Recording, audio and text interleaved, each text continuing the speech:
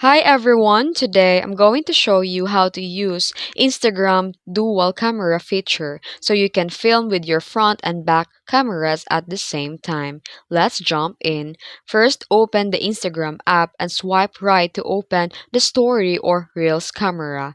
Then on the left side, tap the camera mode icon or layout until you see the dual layout.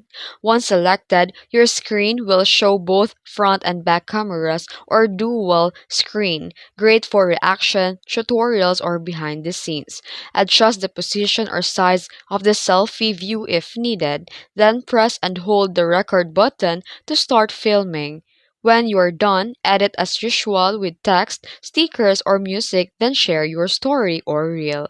And that's how you use a dual camera feature on Instagram. If this video helped you, don't forget to like and subscribe and hit that bell icon for more Instagram tips. Thanks for watching!